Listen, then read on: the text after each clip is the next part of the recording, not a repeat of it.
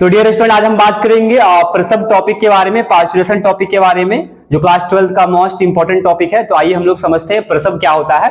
तो पढ़ते हैं। गर्भावस्था प्रेगनेंसी के दौरान गर्भावधि गेस्टेशन पीरियड पूर्ण होने के बाद गर्भाशय में संकुचन होने लगता है। तो गेस्टेशन पीरियड जो मानव का होता है वो 9 महीने 11 दिन का होता है। तो 9 महीने 11 दिन के बाद क्या होता है, गर्भावधि उनका पूर्ण हो जाता है। जब गर्भावधि पूर्ण हो जाता है तो गर्भाशय में क्या होता है, संकुचन होना स्टार्ट हो जाता है। और ये संकुचन किसके कारण होता है हम लोग आगे भी जस्ट पढ़ेंगे, इनका भी परिभाषा हम लोग देख लेते हैं। तो संकुचन होने लगता है जिससे गर्भ जनन नाल द्वारा बाहर आ जाता है, और इसे ही हम लोग क्या बोलते हैं, प्रसव कहते हैं।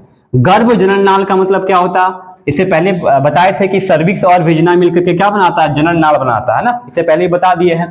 तो आगे देखते हैं। प्रसव एक जटिल तंत्रिका अंतःस्रावी तंत्र क्रियाविधि द्वारा प्रेरित होता है। तो इसका मतलब ये होता है कि जो प्रसव होता है वो कहीं ना कहीं इंडोक्राइन ग्लैंड के द्वारा ही क्या होता है, वो क्रियाविधि प्रेरित होता है। इंडोक्राइन ग्लैंड में क्या होता है, तो ऑक्सीटोसिन हार्मोन रिलीज होता है। ठीक है, माता जी का पिट्यूटरी ग्लैंड जो होता है, पीयूष ग्रंथि जो होता है, उस ग्रंथि से क्या होता है, ऑक्सीटोसिन हार्मोन रिलीज होता है। और यही हार्मोन के कारण ही क्या हो पाता है, जनन यानी प्रसव हो पाता है ना। जनन नाल के द्वारा क्या होता है, शिशु बाहर निकल पाता है इसी हार्मोन के कारण। हम लोग देखेंगे ऑक्सीटोसिन हार्मोन के बारे में क्या क्या इनका विशेषता है।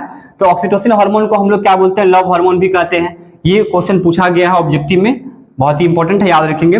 यह हार्मोन गर्भाशय की पेशी स्तर, गर्भाशय का जो पेशी स्तर होता है, जैसे एंडोमेट्रियम हो गया वो पेशी स्तर हो गया ना, उसी में शिशु का विकास हुआ है, समझ रहा है ना। तो पेशी स्तर पर कार्य कर उसे जोर जोर से संकुचित करता है। क्या करता है, संकुचित करता है ना। कोई भी चीज जब बाहर निकलता है उनको संकुचन धक्का देना पड़ता है ना, तो वो काम वहां पे कौन करता है, वो ऑक्सीटोसिन हार्मोन करने का काम करता है। ठीक है, ऑक्सीटोसिन हार्मोन को जो है वो प्रसव से पहले भी डॉक्टर के द्वारा दिया जाता है ना माता जी को। ठीक है, ताकि संकुचित ज्यादा जोर से हो और प्रसव तुरंत हो जाए ना।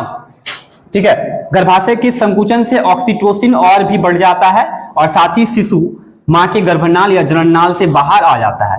तो गर्भाशय में जितना संकुचन होगा उतना ही ऑक्सीटोसिन हार्मोन जो है वो ज्यादा मात्रा में रिलीज होगा पिट्यूटरी ग्लैंड से। हाइपोथैलेमिक हार्मोन इनको कहा जाता है। ठीक है, तो मां के गर्भनाल या जनननाल से बाहर आ जाता है जब क्या होता है, ऑक्सीटोसिन दुगुना तिगुना बढ़ जाता है ना। प्रसव के दौरान मां को ऑक्सीटोसिन इंजेक्शन भी डॉक्टर के द्वारा दिया जाता है ताकि गर्भनाल में और भी ज्यादा संकुचित हो। और साथ ही ऑक्सीटोसिन हार्मोन जो ज्यादा ब्लड अगर रिलीज हो रहा है तो ब्लड को कम करने का भी काम ये करता है ना। तो ये था प्रसव टॉपिक के बारे में।